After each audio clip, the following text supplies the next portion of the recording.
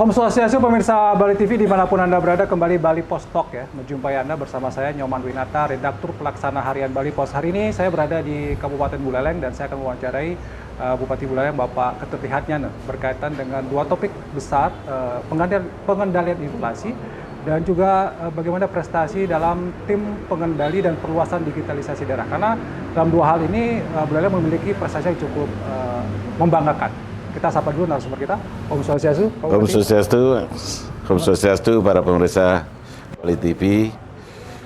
Gimana kabarnya, sehat ya Pak ya? Ya, Astungkare sehat Pak. Bertemu lagi ya? Beberapa kali. Ini udah lama nggak ketemu ini. Di Badung juga pernah ya, sekarang di Buleleng. Pak, kalau kita bicara tentang Buleleng, kemarin kita dengar Buleleng pengendalian inflasi daerahnya menjadi yang terbaik kalau di Mungkin bagaimana strategi Pak Bupati mengendalikan inflasi ini sehingga menjadi yang terbaik Pak di Bali?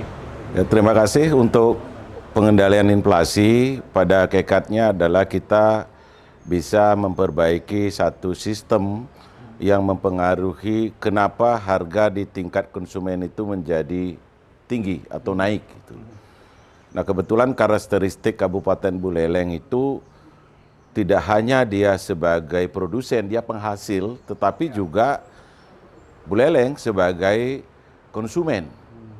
Dia membutuhkan bahan pangan. Antara produksi dengan konsumen, itulah yang kita atur dalam konteks supply chain manajemennya. Manajemen supply-nya yang kita perbaiki. Sehingga antara harga di tingkat produsen maupun di tingkat konsumen tidak begitu tinggi gap-nya. Kita sadar betul bahwa inflasi ini akan terjadi pada bulan-bulan tertentu. Kalau kita bicara masalah inflasi, kita tidak bisa angsih melihat di hilirnya saja, di harga di konsumen saja. Oleh karena itu, perencanaan yang komprehensif perlu dilakukan mulai dari manajemen produksinya. Manajemen produksinya didasarkan pada bulan-bulan apa harga itu naik, ditarik ke belakang, di sana kita baru memprogramkan untuk menanam. Gitu. Satu contoh yang kita sudah prediksi dari data series 5 tahun, itu pada bulan November, Desember, Januari pasti harga itu naik. Gitu. Kenapa naik? Karena produksinya turun. Kenapa produksinya turun? Karena pada waktu itu musim hujan. Nah, kondisi itulah yang memang harus kita sikapi, bahwa bagaimana kita bisa menanam pada bulan-bulan itu, sehingga November, Desember, Januari itu sudah berproduksi dan harga bisa kita kendalikan. Nah, itu dari aspek produksi. Setelah itu dari aspek supply chain management. Kalau kita melihat dari sebuah pengalaman di lapangan, bahwa terlalu banyak pihak yang terlibat di dalam hal pendistribusian sebuah produk pertanian sampai ke konsumen. Terlalu panjang rantai pemasarannya. Dan tingkatan rantai pemasaran itu pasti ada margin, ada keuntungan di sana. Sehingga harga di tingkat produsen dengan konsumen gapnya terlalu lebar. Inilah yang kita lakukan, kita perbaiki dengan manajemen supply namanya. Supply chain management, yaitu memperpendek rantai pasar. Cara yang dilakukan di Buleleng itu adalah kita memiliki PD pasar. PD pasar itu langsung mengambil produk yang ada di petani untuk langsung dibawa ke pasar. Sehingga untuk PD pasar dia sebagai off-taker di sana. Petani langsung mendapatkan uang dari hasil penjualan produksinya. Setelah itu rantai pasarnya kita bisa perpendek, sehingga harga di tingkat konsumen kita bisa tekan. Seperti itu. Yang berikutnya adalah dari sisi permintaan. Biasanya kalau Bali kan tidak pernah lepas dari kegiatan upacara adat dan agama. Itu juga membutuhkan produk-produk pertanian. Tidak bisa angsih bahwa dikonsumsi oleh masyarakat, tetapi aspek yang lain juga kita harus pertimbangkan. Satu, bahwa Bali atau Buleleng juga termasuk tidak pernah lepas dari kegiatan upacara. Yang kedua, sekarang itu pariwisata sudah mulai bangkit, dia membutuhkan produk pertanian. masyarakat juga membutuhkan produk pertanian. Ini yang harus kita range sedemikian rupa, kita manage sehingga manajemen produksinya baru kita atur berapa harus menanam, di mana luasannya berapa. Dan bagaimana mengangkut dari petani ke produsen. Itu supply chain manajemennya. Harus ada off-taker, Pak. Kalau tidak itu nanti kita dikacaukan nanti oleh ya para tengkulak dan sebagainya, seperti itu. Dan di Buleleng off-takernya memang sudah jelas, jadi dari PD Pasar ya Pak? PD Pasar, PD Swatantra. Ya. Dengan pengendalian inflasi yang cukup baik, itu mengakibatkan mungkin ini berdampak pada ekonomi masyarakat Buleleng yang jauh lebih baik Pak ya? Pasti. Inflasi itu kenapa harus dikendalikan? Bukan dihilangkan loh. Dikendalikan ya Pak ya? Dikendalikan. Inflasi itu penting Pak. Pada level tertentu. Pada level tertentu misalnya sampai 2-3 digit, 2-3%, itu adalah mendorong pertumbuhan ekonomi sebagai cerminan bahwa ekonomi daerah itu berkembang. Tetapi tatkala inflasi itu sudah di atas 5, nah itu menjadi persoalan. Karena kalau inflasi tidak dikendalikan semacam itu, yang terjadi adalah daya beli masyarakat menjadi menurun. Daya beli masyarakat menurun akan mengakibatkan kemiskinan masyarakat akan meningkat. Itulah makanya inflasi itu harus dikendalikan. Seperti itu. Bukan dihilangkan lah ya? Bukan dihilangkan. Tapi kalau di Bali itu ada 2 wilayah yang dipergunakan sebagai ukuran. Pertama Denpasar, kemudian yang kedua Buleleng. Apa yang membedakan kalau menurut Pak Bupati antara Buleleng dengan Denpasar? Denpasar agak susah sepertinya Pak yang inflasinya. Ini begini. 2 kota ini, kota Denpasar dan kota Singaraja dipakai sebagai ukuran indeks harga konsumen. 2 kota ini. Inilah yang nanti dianggap sebagai mewakili daerah lain di Bali ini. Sehingga Buleleng dengan Denpasar dipakai sebagai daerah untuk mengukur indeks harga konsumen. Gitu, inflasi itu. Nah, tentunya antara Denpasar dengan Singaraja berbeda. Kalau di Denpasar itu lebih dominan adalah dia konsumen, tetapi kalau di Singaraja dia tidak hanya dia konsumen, tetapi dia bisa memproduksi sendiri. Sehingga pola yang kita lakukan bagaimana memperbaiki supply chain manajemennya. Memperpendek rantai pasar, memastikan bahwa produk itu ada di pasar, setelah itu bisa mempengaruhi psikologi harga di pasar. Seperti itu yang kita lakukan. Oke, itu perbedaannya karena kalau di pasar lahan pertaniannya nggak ada. Tapi kita satu lagi topik yang menarik tentang TP2DD ya, tim percepatan perluasan digitalisasi daerah. Buleleng nomor 1 Pak ya? Iya. Gimana ceritanya Pak? Nomor 1. Ini begini, sekarang ini kita masuk pada sebuah euforia disruption. Disruption itu adalah kita masuk pada dunia digital. Makanya ada ekonomi digital, setelah itu ada SPBE, pelayanan berbasis digital dan sebagainya. Untuk TP2DD yang dikoordinasikan oleh Bank Indonesia. Bank Indonesia, setelah itu dari Menko Perekonomian. Seperti apa perkembangan ekonomi digital pada sebuah wilayah? Ekonomi digitalnya. Sehingga TP2DD di Kabupaten Buleleng yang diwujudkan melalui transaksional atau elektronifikasi transaksi keuangan digital, itu sejauh mana perkembangannya.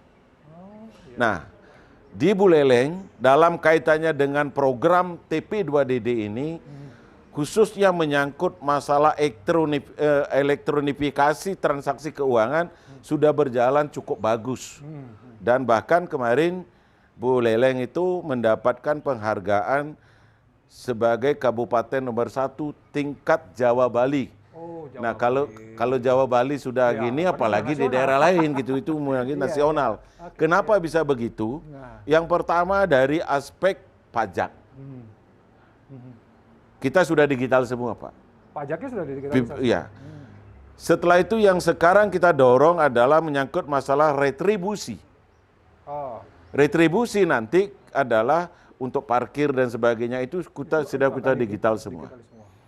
Nah, yang ketiga, apa tujuan dari TP2DD itu? Percepatan perluasan digitalisasi daerah. Elektronifikasi transaksi keuangan pada hakikatnya untuk mengembalikan kepercayaan masyarakat bahwa uang, dana, anggaran yang dikelola oleh pemerintah daerah itu sudah dikelola secara akuntabel, transparan, setelah itu adalah terbuka. Evidennya jelas. Sehingga masyarakat akan tahu berapa anggaran yang dikelola, berapa masyarakat membayar pajak, digunakan untuk apa pajak itu, pembangunan seperti apa yang dilakukan dengan menggunakan pajak itu tertuang di dalam digitalisasi daerah itu. Seperti itu. Jadi di Buleleng sudah hampir merata pelaksanaan dari digitalisasi pembayaran seperti retribusi, kemudian pajak itu sudah terdigitalisasi semua. Pak? Semua. Tapi kalau kita lihat Buleleng gitu ya, secara geografis kan cara Bali orang jauh mendaje dan agak beda dengan di selatan ya Pak ya, yang agak sudah lebih maju. Tapi di sini bisa lebih cepat digitalisasi apa strateginya? Nah, ini kan begini. Gimana infrastrukturnya misalnya, SDM-nya kan itu persoalannya Pak Bupati. Kalau kita bicara masalah percepatan dan perluasan digitalisasi daerah, ada beberapa faktor yang menjadi perhatian. Yang pertama adalah komitmen pimpinan, kepala daerah. Ya, betul. Yang kedua adalah infrastruktur yang tersedia. Yang ketiga adalah regulasi. Yang keempat adalah edukasi masyarakat. Yang kelima adalah transparansi. Betul. 5 ini harus menjadi satu kesatuan. Ya. Kenapa Buleleng bisa?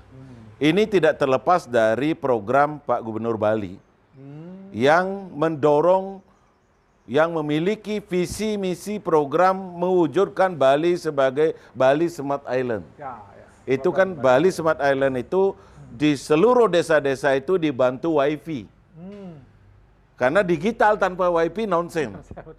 Nah sekarang ini di Buleleng itu sampai dengan daerah tujuan wisata, setelah itu di desa adat, setelah itu di sekolah, itu sudah terjangkau dengan wifi. Artinya infrastruktur sudah memadai. Yang kedua, bagaimana mengedukasi masyarakat? Itu perlu sosialisasi yang tidak pernah berhenti untuk meyakinkan masyarakat bahwa dengan membayar secara elektronik itu akan terjadi kecepatan, kenyamanan, kepastian. Ya. Gitu. Sehingga kalau kita bicara digitalisasi, lawannya adalah dematerialisasi. Iya, dematerial, tidak lagi wujud fisik. Tidak perlu orang bawa uang besar banyak-banyak di dompet. Gitu. Semuanya itu sudah pakai ini. Nah, tadi sudah dibilang sebelumnya gimana inflasi dengan TP2DD. Kenapa Bali dapat, itu yang kita sandingkan.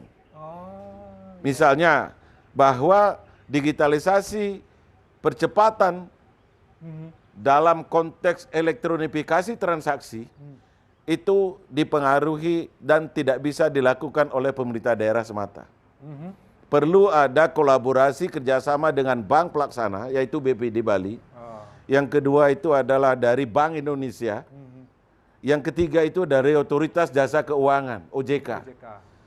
Ini yang memberikan mengarrange program percepatan dan perluasan digitalisasi daerah melalui transaksi elektronifikasi keuangan. Sehingga ini bisa lebih cepat. Satu contoh kemarin, bahwa di satu sisi kita menangani inflasi, di sisi lain kita melaksanakan program digitalisasi keuangan. Kita menggunakan, kalau masyarakat berbelanja di pasar, setelah itu menggunakan KRIS, kartu KRIS, itu dapat diskon 10%. Kalau dapat diskon 10% berarti harga kan bisa diturunkan. Elektronifikasi jalan, inflasi juga bisa kita kendalikan. Seperti itu Pak kita lakukan di Buleleng itu. Itu perlu inovasi, perlu kreasi Pak yang masalah itu. Ternyata ada hubungannya ya Pak ya. Iya, ternyata ada hubungannya. Luar biasa perkembangan Buleleng. Mudah-mudahan ke depan lebih bagus lagi Pak. Karena waktu 15 menit ya, kita sudah ada di ujung. Mungkin sebagai closing statement dari Pak Bupati kepada masyarakat Buleleng, ya, mungkin juga masyarakat Bali untuk kebaikan kita bersama, termasuk inflasi, kemudian digitalisasi ini gimana Pak? Terima kasih. Yang pertama adalah memang visi Bapak Koster Nangun Sat Ketiloge Bali itu harus kita jabarkan secara komprehensif, secara detail di tingkat kabupaten dan sampai dengan ke tingkat desa. Karena visi itu akan memberikan dorongan untuk peningkatan kesejahteraan masyarakat. Salah satu contohnya adalah mari kita bangga menggunakan produk lokal kita. Karena produk lokal yang dihasilkan oleh masyarakat kita sendiri, itu kita manfaatkan sehingga dana yang keluar itu, dana yang ada itu tidak keluar. Itu satu. Yang kedua, khusus untuk Kabupaten Buleleng, setelah saya dilantik tanggal 27 Agustus kemarin, dan sekarang sudah hampir 6 bulan masa kerja saya, maka Buleleng harus kita tempatkan di atas segala-galanya. Dengan cara seperti itu, komitmen yang kuat, saya yakin Buleleng pasti akan lebih maju. Buleleng akan lebih cepat berkembang. Buleleng akan lebih cepat untuk kembali kepada titahnya sebelumnya, ya, sebagai pusat pemerintahan dan pusat perekonomian serta adalah sebagai kota pendidikan. Itulah cita-cita saya. Tentunya ini bisa terwujud berkat dukungan dari semua pihak, dari masyarakat Buleleng yang kita cintai ini, saya kira. Terima kasih Pak Bupati, selamat bekerja. Terima kasih. Tetap semangat Pak Bupati ya, Ya. dan membawa Buleleng lebih baik lagi ke depan. Astungkare Pak, terima kasih. Demikian pemirsa Bali TV, Bali Post Talk kali ini saya ucapkan terima kasih atas perhatian Anda. Saya tutup dengan promo Santi. Om Santi. Om Santi. Santi. Terima kasih, sampai jumpa.